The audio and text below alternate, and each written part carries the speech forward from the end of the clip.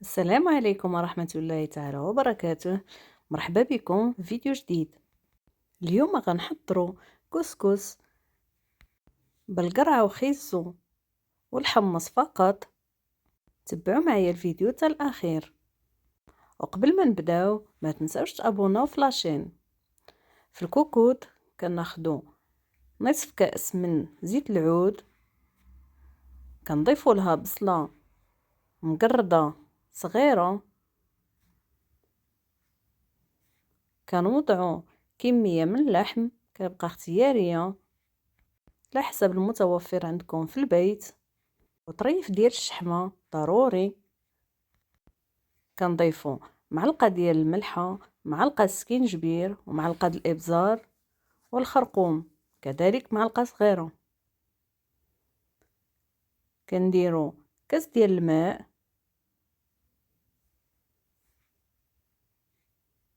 كنحركو جيدا وكنخليو اللحم تيتقلى. كنضيفو كإضافة اختيارية معلقة من السمن الحار، وكنضيفو زلافة ديال الحمص اللي مفزق،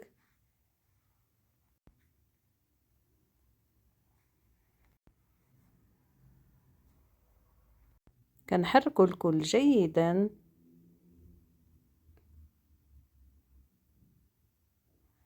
حتى كيتشحر اللحم.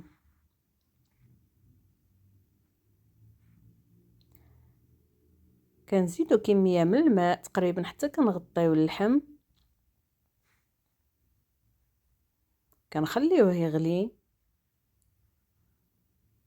وكنغطيو على كوكوط تقريبا خدا معايا نص ساعة ديال الطياب.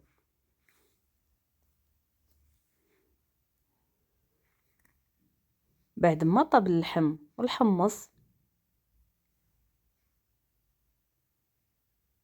كنضيفو الجزر كمكون اساسي.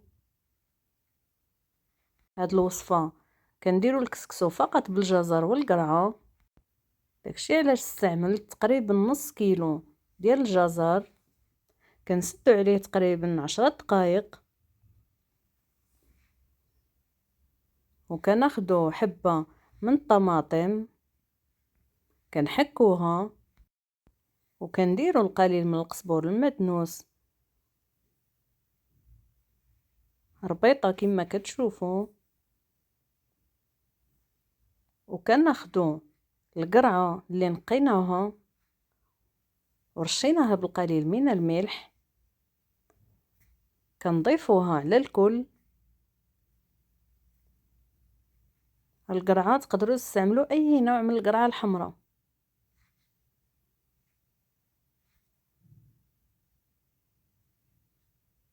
هاد الوصفة كتجي رائعة جدا، خاصة الوليدات اللي ما كيبغيوش الخضرة في الكسكسو.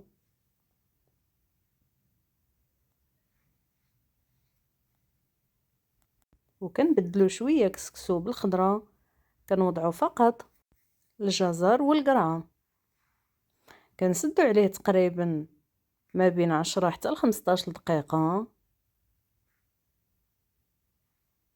وكندوزو باش نحضرو الزبيب مع البصلة.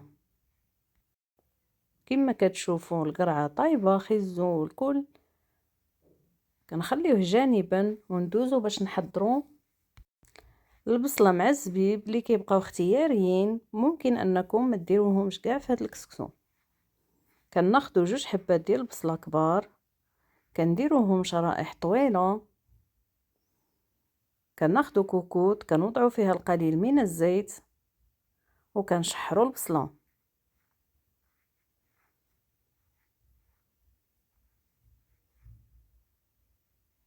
كنضيفو لهم القليل من الملح، نصف ملعقة من الملح. كنخليو البصلة حتى كتهبط شوية، وكنضيفو الزبيب اللي سبق ورطبتو بالماء باش يحيدو منه الشوائب. تقريبا استعملت كأس من الزبيب. كنضيفو له نصف ملعقة من القرفة. تقدروا كذلك تستعملوا القرفعوات، ضفت لهم تقريبا هنا معلقة ونص من السكر،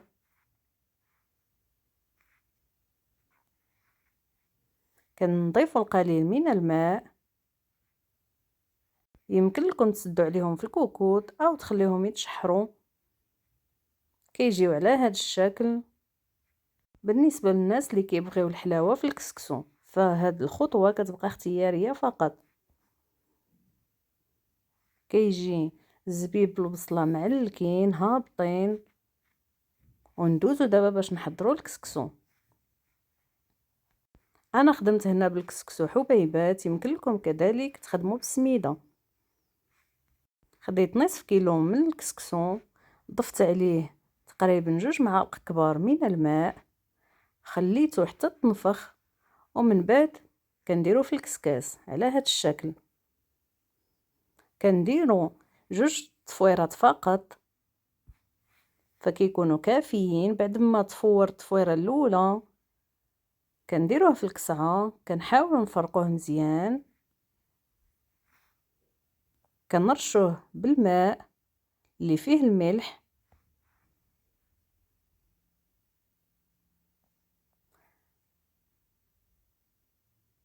كنخليوه يرتاح، ومن بعد كندهنوه بالقليل من الزيت. تقريبا استعملت نصف كأس من الزيت. حاولوا ترطبوا الكسكسو جيدا باش ما يتلصقش. كنستمروا على هذا الشكل. بالنسبه للزيت انا استعملت زيت نباتيه، تقدروا تخلطوا ما بين الزيت النباتيه وزيت العود. كنستمروا كنرطبوا الكسكسو مزيان، وكنردوه للكسكاس باش كيتفور المره الثانيه. كما كتشوفوا في الحبيبات الكسكسو جاو مفروزين. كنخليوه تقريبا لمده 10 دقائق كيتفور، وكنخويوه في طبق ديال التقديم. ممكن انكم ديروه في القصريه او ممكن انكم ديروه في طبسيل كما كتشوفوا. كندوزو باش نحطو الخضره. كنديروا الحبات ديال القرعه، كنديروا اللحم في الوسط، كنديروا الجزر وباقي المكونات. بالنسبه لهذا الكسكسو فهو كيجي حلو لان الجزر والقرعه حلوين، وكذلك ضفنا لهم الزبيب مع البصله، كيجيو رائعين جدا. كنتمنى هاد الوصفه تجربوها، فهي غنيه عن التعريف، محبوبه عند الجميع. وكيبقى الكسكسو المغربي حاضر كل اسبوع في المائده المغربيه، فهي كتجي وصفه متكامله ما بين الخضر واللحم والكسكسو. كنتمنى الوصفه تكون نالت اعجابكم، جربوها. نتلاقاو في فيديو جديد في وصفه جديده. السلام عليكم.